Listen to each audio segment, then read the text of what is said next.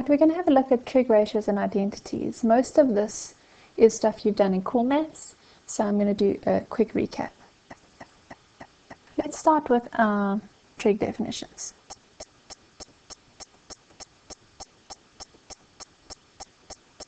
Okay, remember the trig ratios that you've been dealing with is you've got sine of an angle is y over r, cos of an angle is x over r, and tan of an angle is y over x. Now, in addition to these definitions, remember from grade 10, you had your reciprocals. So we're going to have a look at those as well. We've got cosec of an angle, and now we just swap it around, it's r over y. We've got sec of an angle, it's r over x. And we've got cot of an angle, which is x over y. You do need to know those reciprocals. A nice easy way to remember it is shield your rear, cos x rays tan your, let's squash that down here, your exterior. Just using the first letters. So sine of an angle is y over r. Then we've got cos of an angle is x over r, and tan of an angle is y over x. And then you just swap them around for the reciprocals. Cool. That also should lead us on to just have a look at how else we can write our reciprocal definitions. For example, if you want to write cosec of an angle, it's just 1 over sine of an angle. If you've got sec of an angle, it is 1 over cos of that angle.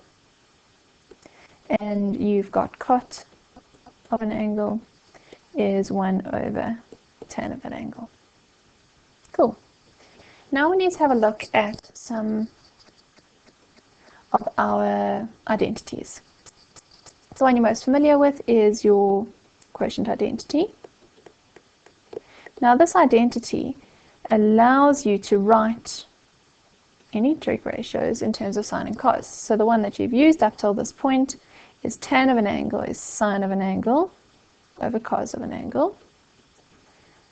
But now reciprocal inverts that. So we've got a new one, which I'm going to do here in green, is cot of an angle is cos of an angle over sine of that same angle. That's just a reciprocal.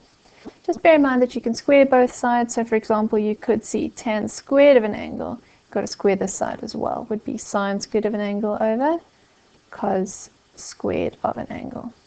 So that's your quotient identity. Now, you've got various square identities, one of which you've already done. So the one you've already done is sine squared of an angle plus cos squared of an angle is 1. Just bear in mind that you can rearrange that to get your square identity in different forms. So for example, if I want sine squared of an angle as the subject of the formula, then I just subtract cos squared of an angle from both sides. Same thing, if I want cos squared of an angle as the subject, I subtract sine squared of an angle from both sides. Now what's also quite useful is to see that in factorized form, because in fact that is a difference of 2 squares. I've got 1 minus cos theta, 1 plus cos theta. Same thing here, I can have 1 minus sine theta and 1 plus sine theta. Now I'm going to introduce you to some new square identities that you haven't seen before in core maths. Okay, so the first one that I want to have a look at is 1 plus tan squared theta is sec squared theta. Just like the other identities, you do need to know this. Let's just have a look at how we can rearrange it. So if I want tan squared theta as the subject of the formula, I'll have sec squared theta minus 1. And similarly, I can also get 1 as the subject of the formula, in which case I've got to subtract tan squared theta from both sides. And I'd have sec squared theta minus tan squared theta is 1. Again, I can see all of these as a difference of two squares as well. I can have sec theta minus 1 and sec theta plus 1. This one I can have sec theta minus tan theta and sec theta plus tan theta. Great. Let's have a look at the last one. I've got 1 plus cot squared theta is equal to cosec squared theta. Right, very quickly, let's have a look at how we can rearrange. So I can have that cot squared theta is equal to cosec squared theta minus 1. I can also have cosec squared theta, and I subtract cot squared theta, and I get 1. Let's look at that in difference of two squares. Cosec theta minus 1, cosec theta plus 1. And this guy, let's see if I can squash it in here. We got cosec theta minus cot theta. And we've also got cosec theta plus cot theta. Now you might be wondering, why in the world are these guys true? So what I'm going to do is I'm going to show you the proof of both of the new ones, starting with this identity. So let's go and have a look at the proof of that. Alright, so I want to have a look at why that identity is true. So what I'm required to prove in this case is that 1 plus tan squared theta is equal to sec squared theta. Great. So let's look at our proof.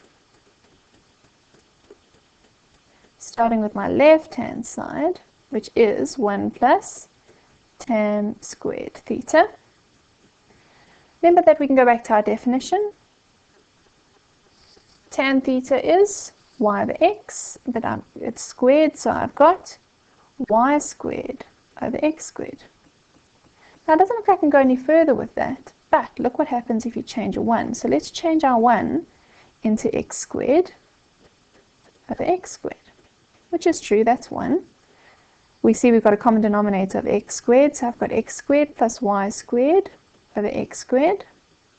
Now remember our good old friend Pythag. We're going to use him here, Pythag. So Pythag says that x squared plus y squared is the hypotenuse squared, which is r squared if you think back to your triangle in the Cartesian plane. So what I can actually do is I can replace x squared plus y squared in the numerator with r squared. And if you look back at your definitions, r over x is sec theta, so r squared over x squared is sec squared theta, which is what we wanted to prove on the right-hand side. Right, now we're going to go back and have a look at the proof of this last one, this guy. Okay. So now what we're required to prove is 1 plus cot squared theta is equal to cosec squared theta. So let's have a look at our proof. Starting with our left-hand side, we've got 1 plus cot squared theta. Remember, that's 1 plus,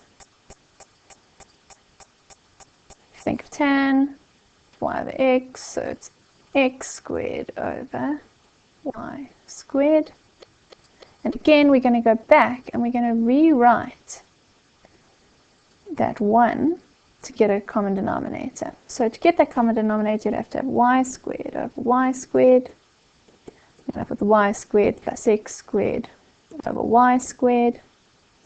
Thanks to good old Pythag, we know that's r squared over y squared, and we know that the definition of r over y is cosec of an angle, so it's cosec squared of an angle, which is our right hand side. Great, if you had any problems, you can pause and rewind, save any questions for class.